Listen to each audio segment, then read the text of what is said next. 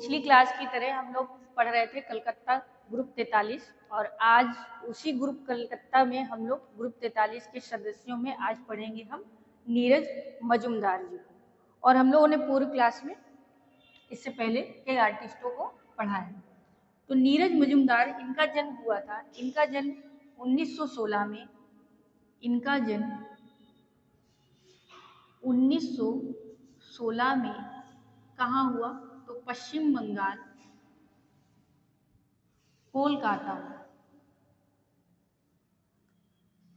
पश्चिम बंगाल कोलकाता में इनका जन्म हुआ। और ये किस ग्रुप से संबंधित थे? तो कलकत्ता ग्रुप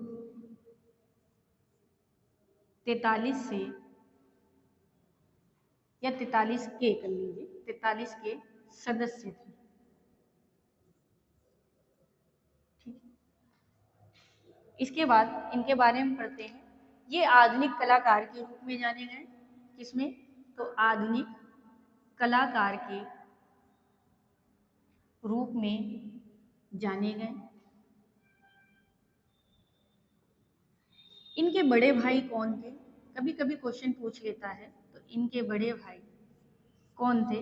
तो इनके बड़े भाई थे कमल कुमार मजूमदार। कौन थे? कमल कुमार मजूमदार, इनके बड़े भाई थे। इसके बाद इनकी जो एकल प्रदर्शनी थी, एकल प्रदर्शनी का मतलब है अकेले इनकी जब प्रदर्शनी लगी थी, तो इनकी एकल प्रदर्शनी कहाँ हुई थी? तो एकल प्रदर्शनी इनकी 1944 में कोलकाता में हुई थी। कहाँ हुई थी? तो 1944 में कोलकाता में हुई थी। ठीक है, ये इनकी एकल प्रदर्शनी थी, यानी इनकी स्वयं की प्रदर्शनी, और इन्होंने कहाँ की? तो कोलकाता में की। इसके बाद ये किस विधा में कार्य किए, यानी विधा क्या थी ज्यादातर जिसमें ये काम किए हैं? तो वो इन्होंने इंग्रेविंग जो होती है, उत्कीर्णन कला जिसे हम लोग कहते हैं, उत्कीर्ण कला, या इसी को हम लोग बोलते हैं इनग्रेविंग, इसका प्रशिक्षण इन्होंने कहाँ और किससे लिया था? तो इसका प्रशिक्षण इन्होंने आंद्रे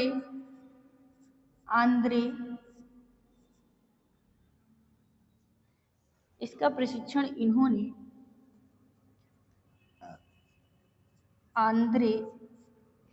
आंद्रे लाहौर से लिया था, लाहौर। और ये कहाँ लिया था? तो पेरिस में लिया था। ठीक है, कहाँ लिया? पेरिस में लिया। तो ये मान के चलिए इनको किस विधा का भी नॉलेज था? उत्कीर्णन या फिर इंग्रेविंग विधा का भी। इन्होंने अपने चित्रों में देवनागरी लिपि का भी प्रयोग किया। इन्होंने अपने चित्रों में देवनागरी लिपि का भी प्रयोग किया। यानी ये जो लिपि अपने चित्रों में लिखते थे, वो किस लिपि में लिखते थे? देवनागरी लिपि में लिखते थे। इसके बाद इनकी जो विदेश में हुई थी प्रदर्शनी, वो कब और कहाँ हुई? तो जो इनकी विदेशी प्रदर्शनी है, विदेश में इनकी प्रदर्शनी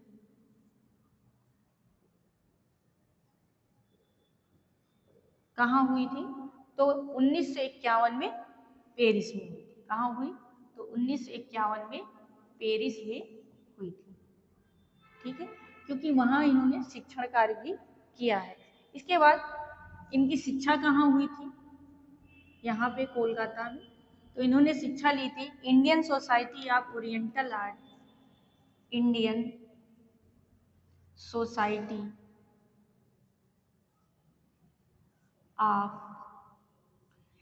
society of oriental art Kolkata में, ऑफ ओरिएंटल आर्ट कोलकाता। यहाँ इनका क्या हुआ? यहाँ इनका प्रशिक्षण हुआ या शिक्षा ली। और इन्होंने शिक्षा किसके सानिध्य में रहकर ली थी?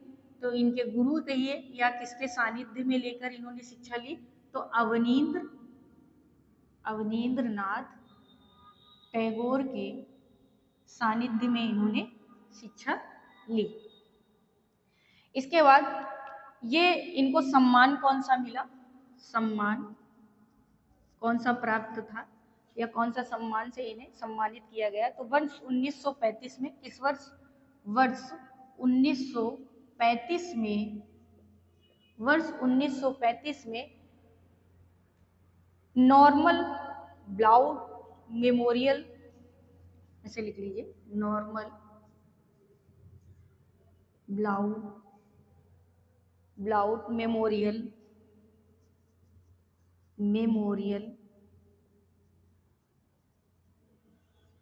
ठीक है, पुरस्कार से सम्मानित किया गया, पुरस्कार से सम्मानित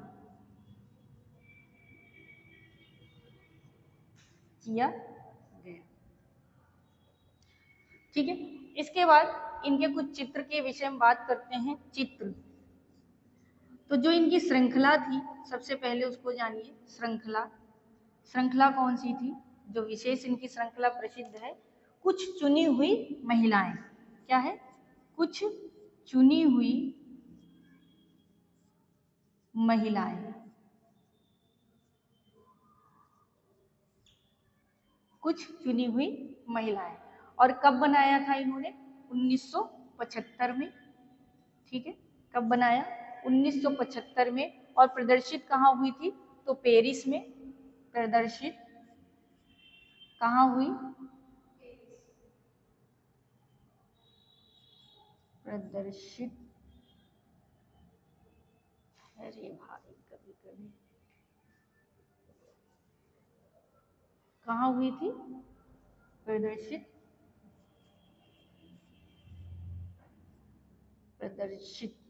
कहाँ हुई थी, पेरिस में। ठीक है, इसके बाद इनके कुछ चित्र हैं, चित्र कौन कौन से बनाए हैं उसको देख लीजिए।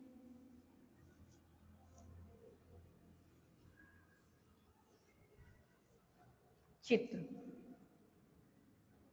इनके चित्र हैं विशेष। पहला है स्वर्ग, दूसरा है इनका नेता का घाट, नेता का घाट। नेक्स्ट है इनका नेता के घाट बाद पूर्णिमा, नेक्स्ट है गंगा। ठीक है, ये इनके कुछ चित्र थे, कागज पर तैल रंग से और वॉश टेक्निक से इन्होंने बनाया है। और सन 1982 में आपका निधन हो गया। तो आज नीरज मजूमदार में आप लोगों को बस इतना ही। विशेष इनकी टेक्निक और किस ग्रुप से ये जुड़े थे ये आपको याद रखना है। और कल हम लोग पढ़ेंगे हेमंत मिश्र को कलकत्ता ग्रुप में। आज की क्लास के लिए इतना ही। लाइक शेयर करते रहिए।